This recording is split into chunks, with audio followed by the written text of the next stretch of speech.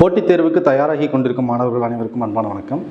நம்ம tape online படிப்பகத்தில் இந்த வாரத்துக்கான திறனறிதல் தேர்வு இப்போ இந்த வீடியோ டிஸ்கிரிப்ஷன் கீழே ரிலீஸ் பண்ணியிருக்கிறோம். தேர்வை நல்லபடியாக எழுதி மார்க்குங்களா ஸ்கோர் பண்ணுங்கள்.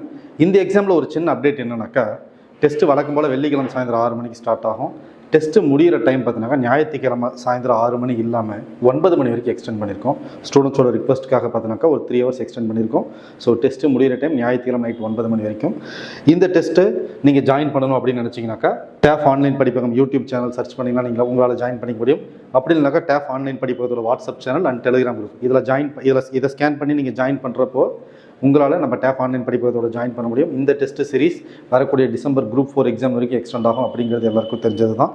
இதுக்கான ரேங்க் லிஸ்ட்டுன்னு பார்த்தோம்னாக்கா வரக்கூடிய திங்கக்கிழமை காலையில் உங்களுக்கு ரிலீஸ் பண்ணுவாங்க. மேலும் ஒரு சின்ன அப்டேட்டாக என்னன்னாக்கா, நீங்கள் டெஸ்ட் எழுதி முடித்த உடனே உங்களோட மெயிலுக்கு பார்த்தீங்கன்னாக்கா score as well as correct and wrong answers உங்களுக்கு ரிலீஸ் பண்ண சொல்லியிருக்காங்க. ஸோ நீங்கள் டெஸ்ட்டு சப்மிட் பண்ண உடனே உங்களோட மெயிலுக்கு பார்த்தீங்கன்னாக்கா ஸ்கோர் ஆஸ் வெல் அஸ் உங்களோட கரெக்டாக நீங்கள் எழுதின கொஸ்டின்ஸில் கரெக்டான ஆன்சர் ராங்கான ஆன்சர் எல்லாமே ஹைலைட் ஆகி வந்துடும். மேலும் பார்த்தீங்கன்னாக்கா மேக்ஸில் பர்சன்டேஜ் டாபிக்னு சொல்லியிருந்தோம். போன சிம்பிளிஃபிகேஷன்லேருந்து போன வார டெஸ்ட்டில் இருந்த சிம்பிளிஃபிகேஷன்லேருந்து ஒரு 3 கொஸ்டின் எக்ஸ்க்ளூசிவாக எடுத்துகிட்டு வந்து நீங்கள் வச்சிருக்கணும். அது முக்கியமான கொஸ்டின்ஸ், கண்டிப்பாக நீங்கள் தெரிஞ்சுக்கணும்.